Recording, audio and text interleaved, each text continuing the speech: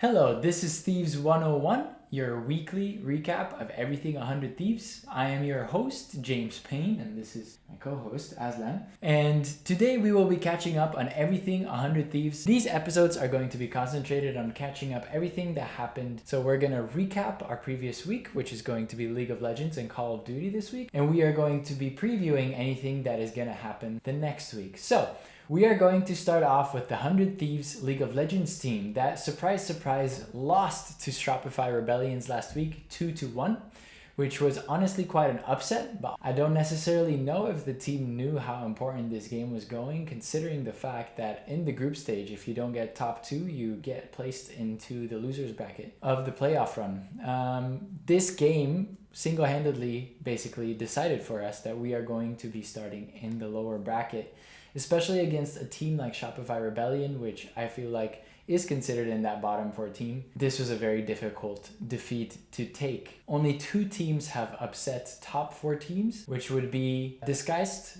beating Team Liquid, and now Shopify Rebellion beating 100 Thieves.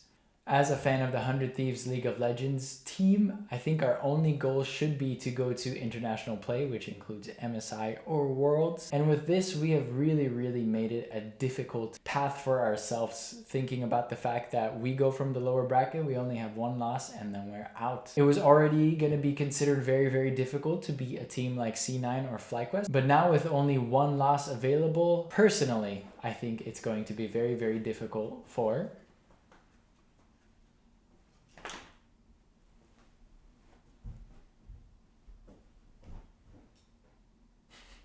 It was always going to be difficult to reach that MSI point, considering the fact that we were going to have to beat C9 and FlyQuest on the way, even Team Liquid. But now that we only have 1 loss available to us in this playoff run, if we even make it to the playoffs, but let's not even talk about that yet. Personally, I find it really hard to believe that we will make it to MSI. But let's not lose all hope. Our next game is going to be on May 18th against Disguised. Disguised lost quite easily to Lion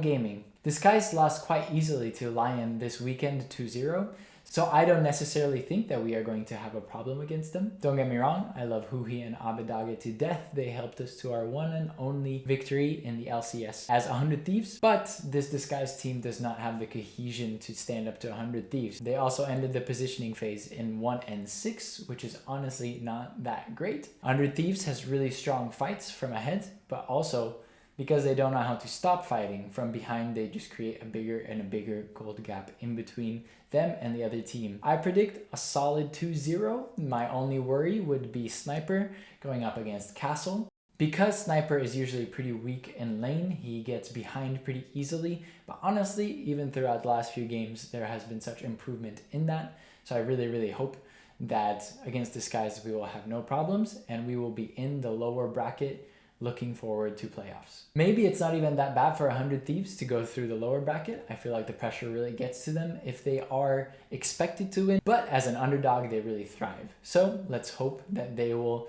go all the way and pull off the heist.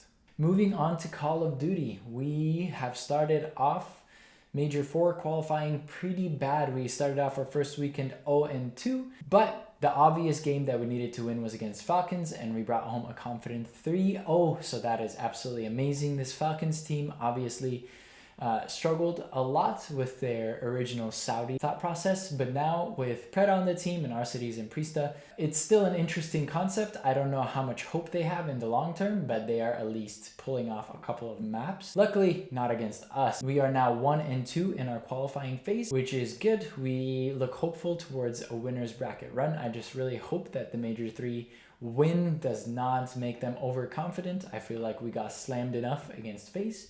Miami Heretics is obviously looking amazing, 4-0 after the first 2 weeks. So maybe the loss against them wasn't as bad either, but I expect a win before every game looking at this super team. Looking at this next week, we are going to be playing Boston Breach and Cloud9 New York. Boston Breach, this stage, has struggled pretty hard. Overall, their KDs are all in the negatives, especially Awakening. He's sitting at a 0.7. That's always a rough one. They've often been looked at a gateway team, which Basically means if you beat them, you're good enough to get to champs. If you lose to them, you're not good enough to get to champs. So far, they have lost 2 3-0s against Carolina Royal Ravens and Vancouver Surge, and surprisingly, they pulled off a 3-2 victory against Optic with their new addition Mercules. Optic is doing really good. So that win was definitely an interesting one, but they pulled off a couple of search and destroy upsets, and that is the only thing that I would be worried against playing against them. Controls, I feel like that is a must-win. Hard points, we usually look really, really confident in, and we look really good in search and destroys ever since stage 1. So I would hope for a confident 3-0. My prediction, however, is going to be 3-1 because I am just a little bit afraid that they might pull a search and destroy away from us. Hopefully we get some confidence back from them and we head into our game against Cloud9 New York with a bit more confidence. They are 2-2 at the moment and they have made 2 roster changes. In the beginning of this stage, they have brought in Capsule, who has been doing amazing in Challengers, but he is just such a fast-paced player.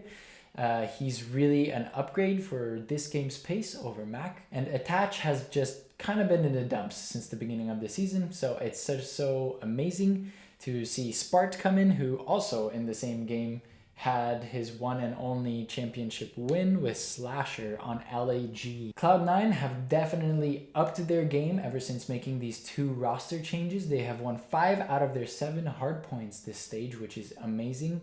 On the other hand, their search and destroy and their control is not that good. I feel like LA Thieves might struggle against Cloud9 in their hard points because Cloud9 has the slaying power now. But I feel like in Search and Destroy and Control, LA Thieves have the obvious advantage. For some reason, as a gut feeling, I have a map 5 Search and Destroy victory for LA Thieves, but I hope for a strong 3-1 performance against Cloud9, making sure that we are starting in that winner's bracket for Major 4. Other news around the organization is that the Apex Legends team went to their first LAN together and they got 4th position, which is really good. The other super team, unfortunately, with Imperial Hal, the Falcons, have won the whole event. So I am really, really excited to see where this Apex Legends team goes. 100 Thieves has not won in Apex Legends yet, but they have gotten pretty close a couple of times with some 3rd places with their original lineup back in the day. I'm definitely interested in following them through the ALGS Stage 1, but also I think playoff is kind of guaranteed, so this regular season is kind of hard to follow with a passion. In playoffs though, I will be paying attention to them way more to see how this new team is doing. I love their personalities, I love watching the podcasts. That's it for Apex Legends, and there's also going to be a new drop with Adidas. I feel like it's absolutely amazing that 100 Thieves is still collaborating with Adidas, and honestly, these drops are looking better and better and better. With the new drop, I really, really enjoy the hoodie, the t-shirt, the shoes. I would absolutely love to get my hands on some of those. These Adidas collaborations have been absolutely fantastic. And that is it for the esports side for 100 Thieves. I very much want to follow the Marvel Rivals scene and the Valorant scene, but obviously both of those teams right now don't have any games. Marvel Rivals still has their esports being set up, and with Valorant, 100 Thieves bombing out, unfortunately, from regular season 5th, 6th position against G2.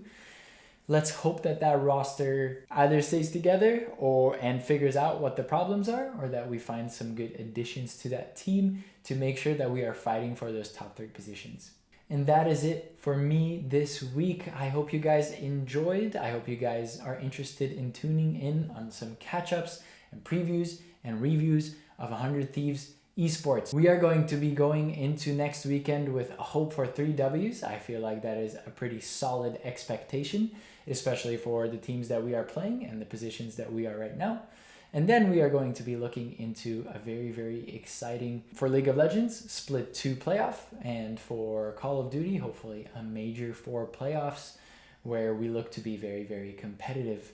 If you enjoyed the video, like and subscribe, and follow me for more weekly 100 Thieves content. Goodbye.